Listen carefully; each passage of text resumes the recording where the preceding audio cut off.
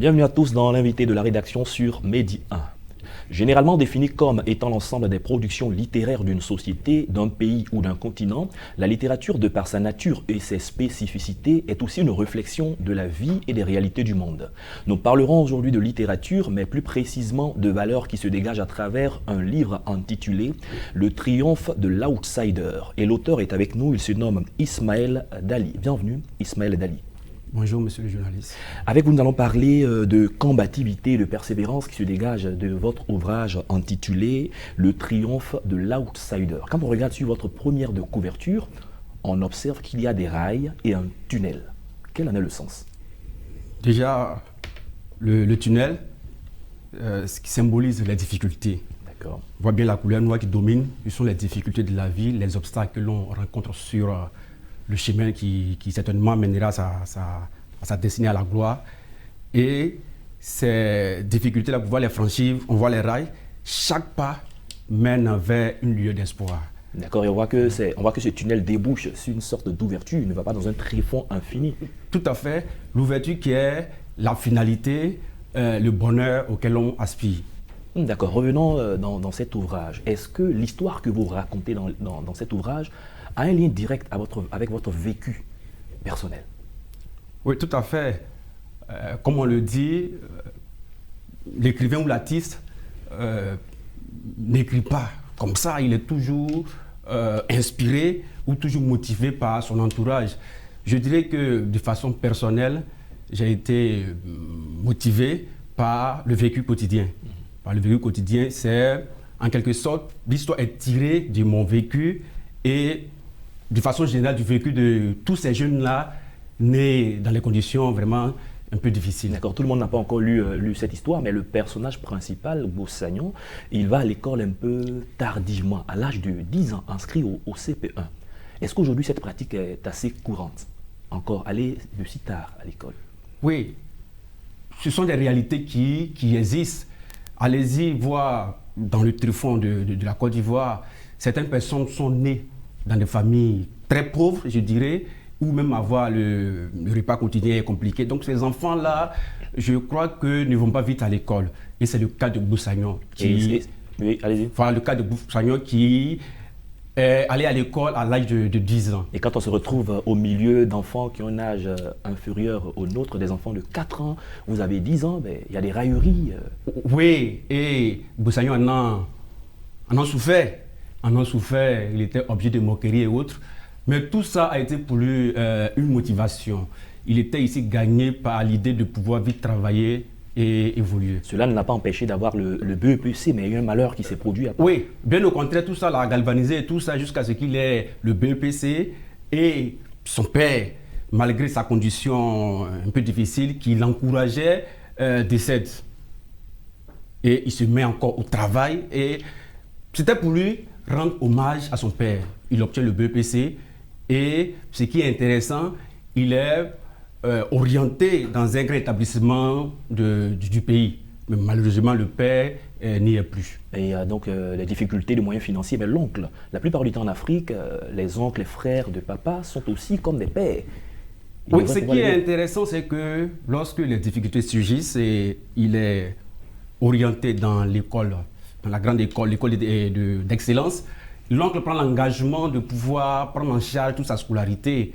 Et c'était pour lui une joie. Voilà que l'oncle n'est plus et le père n'est plus, l'oncle prend la charge. C'est une joie. Et il a commencé à croire en lui et pouvoir croire à cet oncle-là. Mais qu'est-ce qui va se passer? J'imagine que le contraire va se produire. Oui, le contraire va se produire. L'oncle qui avait montré une bonne foi et au fil du temps, dirait à Boussagnon que c'est un peu compliqué, les moyens financiers font défaut. Je te propose d'aller à la plantation et mettre à profit ces 1 an de scolarité là pour pouvoir travailler à la plantation. Et c'est qu'il a accepté difficilement sous injonction de sa mère. Voilà. Il va travailler l'année scolaire écoulée. L'autre année, l'on peut faire savoir que alors j'ai des difficultés, j'ai plus cet argent là pour pouvoir me faire un grand mariage. Et il demande encore à Boussagnon de refaire une 2e année blanche. Il prendra l'exclusivité de cet argent-là pour pouvoir lui ouvrir un grand magasin un grand magasin pour qu'il puisse lui-même se prendre maintenant en charge. Et là, il a oublié cette responsabilité de scolariser. Voilà, de le scolariser. Il a oublié ça.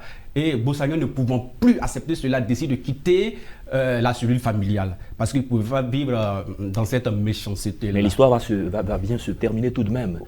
Bossagnon va réussir malgré les difficultés. Oui, ce qui est intéressant, c'est qu'il avait à l'esprit de toujours se battre en fait. Parce qu'il a dit que les difficultés sont pour lui, c'est un défi en fait. Donc devant chaque difficulté, il redoublait d'efforts. Il va aller à la capitale, il va travailler sur les chantiers et tout ça. Et c'est sur les chantiers qu'il rencontre M. Naba, le député, qui demande à Bossagnon d'être un vigile chez lui. Et c'est là-bas, il est serviable et tout ça. Et il aidait les enfants du député là à pouvoir étudier. Et c'est au fur et à mesure qu'il a été observé et tout ça. Et le monsieur a cherché à comprendre sa vie. D'accord, et ce personnage principal devient un jour ministre de la Justice et il a toutes les cartes à sa disposition pour pouvoir aider son oncle. Alors la question que je voudrais poser, quand on parle de outsider, de façon générale en Afrique, qui se retrouve dans cette appellation? L'outsider, c'est celui qu'on ne voit pas venir. L'outsider, c'est celui qui naît dans une famille pauvre. Parlons justement de la pauvreté, c'est-à-dire que les personnes nées dans des familles pauvres n'ont pas suffisamment de chance, ou du moins c'est le contraire que vous voulez expliquer à travers l'ouvrage, de chance de réussir. C'est le contraire en fait, parce que je dis que les moyens financiers ne sont pas synonymes d'épanouissement, ne sont pas synonymes de réussite en fait.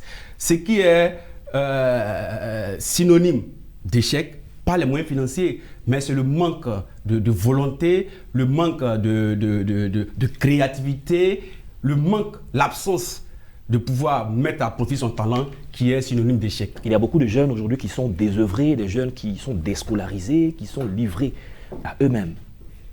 Quelles sont les valeurs que vous voulez que ces derniers puissent inculquer? Alors, à ces jeunes-là, il faut leur dire que être déscolarisé n'est pas une fin en soi, ce n'est pas une fatalité. La fatalité, c'est de rester là, contempler sa situation et ne rien faire. C'est ça l'échec. C'est ça l'obstacle. Je demande à ces jeunes de redoubler d'efforts, de pouvoir laisser derrière eux ce qui est fait, chercher à aller de l'avant pour pouvoir changer le cours de l'histoire, nous le vend en leur faveur. D'accord. Dans cette histoire également, c'est vrai que vous avez présenté l'histoire de l'oncle qui a refusé de scolariser le personnage principal, mais qui demain est obligé de bénéficier des services de ce dernier qui est un haut placé de la société. Il y a une question de pardon ici que vous mettez aussi en avant. Oui, Bossagnon a fait preuve il a montré sa grandeur en fait, parce qu'il avait toutes les cartes en main pour pouvoir faire payer, comme on le dit, à cet homme-là, toute cette méchanceté à son encontre en fait. L'homme se retrouve au centre d'une affaire d'escroquerie et est emprisonné pour une durée de 5 ans et plus. Bossagnon, qui revient au pays, puisqu'il allait continuer les études en Occident, qui revient au pays, est nommé directeur de cabinet après ministre. Alors, ministre de la Justice, le président prend un décret. Et lui qui est le ministre de la Justice est chargé d'appliquer ce décret, de gracier les prisonniers en fait. Il va se poser la question, est-ce mon oncle qui a refusé de payer mes études doit bénéficier de cette grâce-là? Il va rentrer en lui-même pour dire que ce n'est pas dans toutes les situations qu'on se venge. La vie elle-même a déjà lui a déjà rendu justice. Donc il va rentrer en lui-même et il va dire que le pardon, c'est l'âme des plus forts. Revenons sur les difficultés rencontrées par ce personnage principal en 30 secondes. Comment les difficultés peuvent nous aider à nous propulser et demain à réussir à atteindre le but? Alors les difficultés, il le dit très bien, ne sont pas des punitions. Au contraire, les difficultés permettent à tout un chacun de pouvoir de connaître sa valeur en fait. Il y a ici devant les difficultés un dépassement de soi qui doit vraiment nous animer. Devant une difficulté, dis-toi que voici l'occasion toute rêvée de déployer toute l'énergie qui est en moi. Suis-je capable de dépasser ces difficultés? Oui, j'avance. Si je ne suis pas capable, je regrette et je reste en l'état. Tout à fait. Ismaël Dali, merci d'avoir répondu à nos questions. C'est moi qui vous remercie.